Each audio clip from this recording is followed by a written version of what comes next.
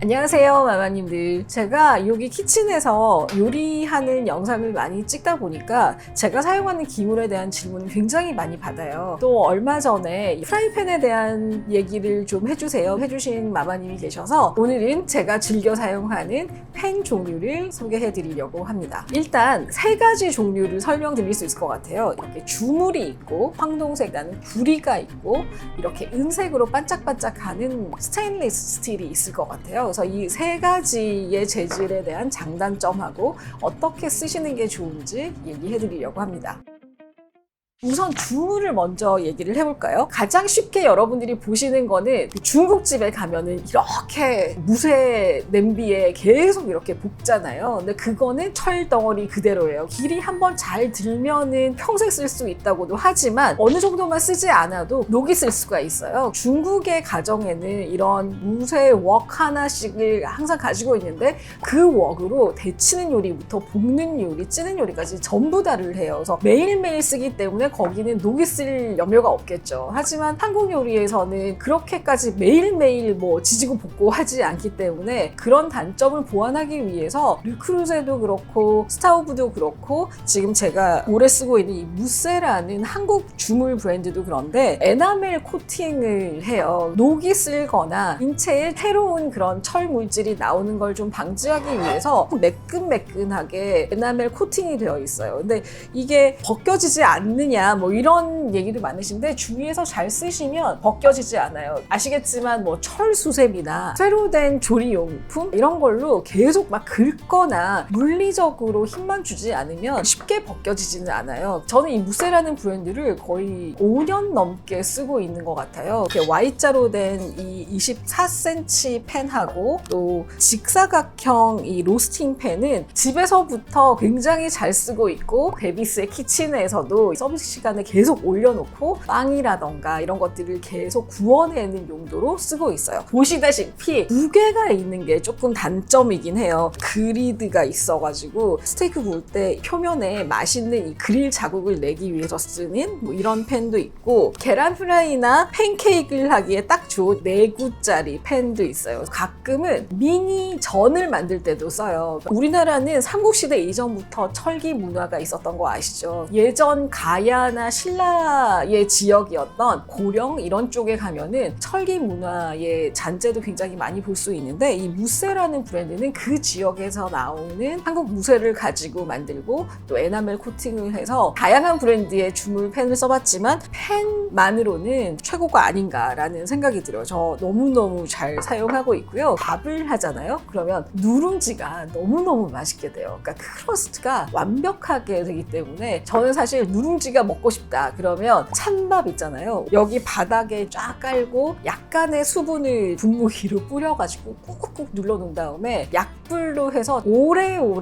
굳혀요. 완전히 익으면 음식이 이렇게 살짝 뜨거든요. 또 살짝 튀겨서 설탕을 뿌려서 간식으로 먹기도 합니다. 무쇠솥에는 누룽지를 눌리는 굉장히 또 좋은 기능이 있다. 이렇게 말씀드리고 싶어요. 그 다음에 스테인리스 스틸로 넘어가면 제가 스테인리스 스틸 중에 정착한 브랜드는 프랑스에서 건너온 이 크리스텔이라는 브랜드인데 200년의 역사를 가진 브랜드라고 할 수 있는데 한 2년 전부터는 공식 수입이 되고 있는데요. 그 전에는 프랑스 여행 갔을 때 한 개 사가지고 오시던 명품이라고 할 수 있어요. 정재영 님도 이 크리스텔 펜을 굉장히 잘 쓰고 계시거든요. 프랑스 요리나 요리 좋아하는 사람들이 정말 즐겨 쓰고 있고 여기가 진짜 두꺼워요. 저 여러 겹이고 여기 손잡이가 분리가 돼서 물론 뭐 색깔을 다른 걸로 끼울 수도 있고 낮은 거에서 이렇게 긴 걸로 이렇게 할 수도 있는 게 이 냄비채로 오븐에 들어가거나 불꽃이 이렇게 있을 때는 얘가 녹을 수도 있잖아요.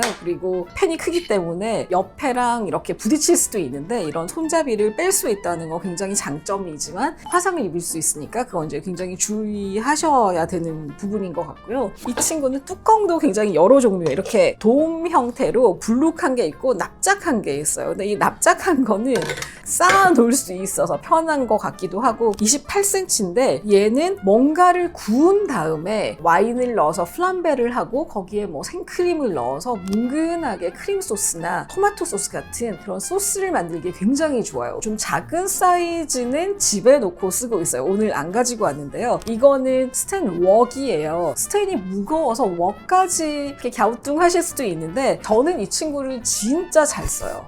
볶음밥을 할 때 용량이 크고 은근한 불에 화력만 잘 조절하면은 보슬보슬 맛있는 볶음밥을 할 수 있어서 좋아하고 여기에 사실은 국도 많이 끓여요. 은근하게 오래 끓여야 되는 소고기 묵국이라던가 미역국 같은 거는 여기에 끓이면 정말 맛이 풍부하게 우러나요. 웍 하나를 쓰신다면은 진짜 스테인리스를 추천드리고 싶어요. 매운 거나 산에도 강하기 때문에 우리나라 음식을 하기에도 굉장히 좋은 구조가 아닌가라고 생각이 들어요. AMT라는 독일에서 만든 건데요. 이 친구는 모양 때문에 산 거예요. 대부분의 스테인리스 팬들이 동그랗잖아요. 근데 얘는 정사각형이어가지고 뭐 계란말이 같은 걸 하기에도 좋고 쪽파를 쫙 일렬로 놨을 때 딱 사이즈가 많아서 파전용으로 굉장히 잘 쓰고 있고 프렌치 토스트를 할 때도 식빵이 4개가 딱 들어가서 사이즈가 좋아서 사용하고 있고 촬영을 위해서 집에서 가지고 왔어요. 굉장히 많이 쓰고 있는 사각 팬이에요. 여기 보시면 좀 범상치 않은 사이즈의 로스팅 팬이 있죠? 어마무지하게 크죠. 서양에서 명절 되면 4,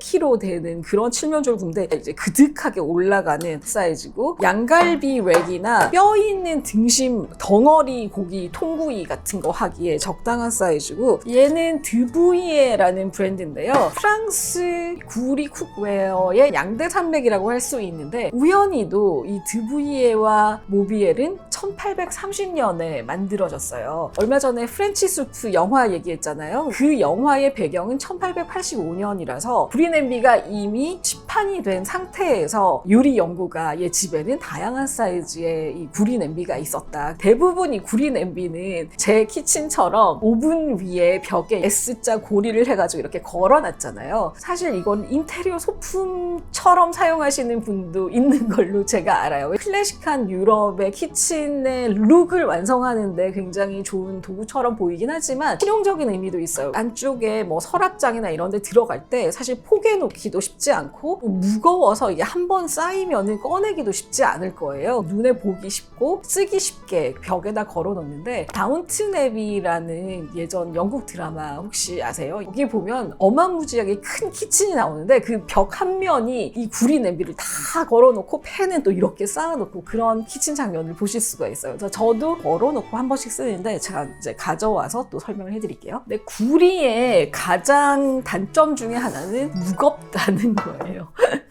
모비엘 1830이라고 여기 써져 있죠. 구리 팬이나 냄비의 가장 좋은 점 중에 하나는 열 전도율이 굉장히 높다는 뜻이에요. 작은 열원으로도 빨리 따뜻하게 되고 차가울 때는 또 그 차가운 성질을 빨리 유지를 할 수 있는 장점이 있는데 구리는 산에 좀 약한 편이에요. 이 몸체는 구리하고 알루미늄이 이렇게 겹겹이 되어 있는 구조고 이 안쪽은 스테인리스 스틸로 마감을 해서 구리의 그런 단점을 보완하려고 한 거고요. 모비엘은 이 특유의 곡선을 이루고 있어서 조금 우아해 보인다는 점. 1800년대 후반에 나오는 거나 지금 현재 팔고 있는 게 똑같은 사양이에요. 클래식한 아름다움이 있어서 요리 좋아하는 분들이 꼭 키친에 드리고 싶은 브랜드가 아닌가 싶고요. 요거는 이제 소스팬이라고 해서 뭉근하게 소스를 오래 끓이는데 적합한 거고 해외 직구 사이트로 가시면 스킬렛은 뭐고 소테팬은 뭐야 그런데 이제 스킬렛은 우리가 보통 생각하는 프라이팬 생각하면 되고요. 좀 얕고 소테팬은 웍처럼 이렇게 간 게 아니고 직선으로 이렇게 올라가는데 높이가 좀 있어서 뭔가를 볶거나 했을 때도 바깥으로 넘치지 않는 그래서 소테를 만들기 좋다고 해서 소테팬이라고 하고요. 얘는 오벌팬 뭐 이런 여러 가지 이름을 부를 수 있겠지만 모비엘에서는 그라탕 팬이라고 하더라고요. 이 모든 제품들이 오븐에 다 안쪽에 들어갈 수 있어요. 스테이크 같은 걸 구운 다음에 마지막에 오븐에 넣어서 좀 더 구워주는, 위에서 뭐 생선 한 마리 굽거나 이런 용도로도 저도 잘 쓰고 있어요. 한국에서도 호텔 뷔페 같은 데서 완성된 음식을 이렇게 쭉 깔아놓는 용도, 집에서 홈파티 할 때도 만들어진 음식을 좀 따뜻하게 계속 유지를 시키면서 덜어 먹을 수 있게 하는 용도로도 많이 쓰시는 것 같아요. 구리팬도 이 안쪽이 스테인리스 스틸로 마감됐기 때문에 사용하는 방법은 똑같아요. 충분히 예열을 하신 다음에 물을 떨어뜨려서 머큐리볼을 확인한 다음에 오일을 두르고 요리를 하시면 되는데, 요것만 잘 지키면 재료의 맛을 충분히 끌어낼 수 있는 게 이 구리 냄비의 장점인 것 같아요. 이런 구리 팬 종류들 같은 경우에는 한번 사용하기 시작하시면 또 요리 시간이 즐거워지니까 한 번은 꼭 사용해 보셨으면 좋겠습니다. 그래서 제가 총평을 하자면 저는 스테이크나 고기는 주물이 가장 맛있었던 것 같아요. 왜냐면은 크러스트가 더 바삭하면서 브라운색이 좀 예쁘게 난다 그럴까요? 소스를 오랫동안 끓이는 거는 구리팬을 추천드리고, 오랫동안 국물을 오래오래 끓인다거나 할 때는 저는 스테인리스 스틸을 추천을 드립니다. 3가지 성분의 팬 중에 딱 하나만 가지고 모든 걸 하라고 한다면 저는 스테인리스 스틸을 추천드리고 싶어요. 한번 익숙해지면 모든 요리를 간편하게 할 수 있고 정말 평생 쓸 수 있는 아이템인 것 같아요. 구리는 산에 약하다고 했잖아요. 그래서 양식에 좀 더 적합하다고 할 수 있어서 저는 스테인리스 스틸을 좀 더 추천해 드리는 편이에요. 그러나 아까 말씀드린 것처럼 주물하고 스테인리스 스틸, 구리는 예열을 충분히 하고 쓰셔라. 이거는 아무리 강조해도 지나치지 않을 것 같아요.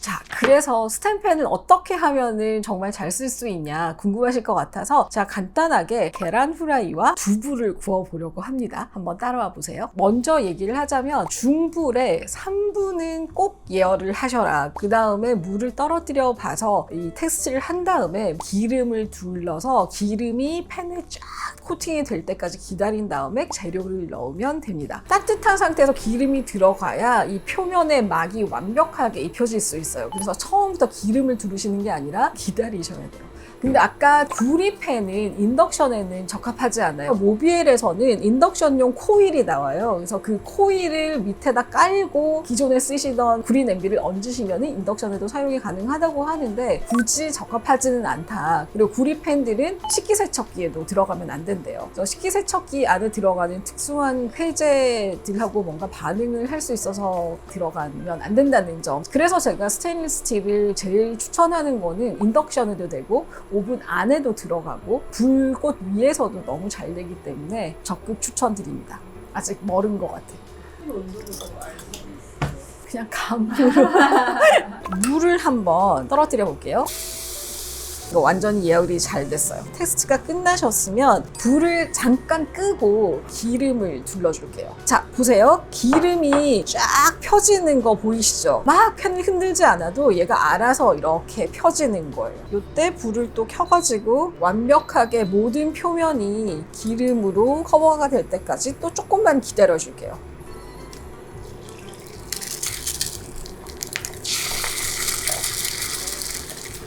예열이 충분히 됐기 때문에 높은 불이 필요가 없어요. 중약불로 내렸습니다. 처음부터 얘가 안 달라붙었을까 달라붙었을까 들춰보시면 안 돼요. 계란이 차가운 상태로 올라갔잖아요. 순간적으로 팬에 열도 떨어뜨렸을 거고 수분이 또 있기 때문에 그때는 살짝 달라붙어 있어요. 근데 조금만 기다리면 코팅된 팬이 스스로 이렇게 밀어내요. 조금만 있으면 굴러다닐 수 있을 겁니다. 가장자리가 이렇게 바삭바삭하게 됐을 때 끝만 살짝 들어주시면 금방 이렇게 떨어져요.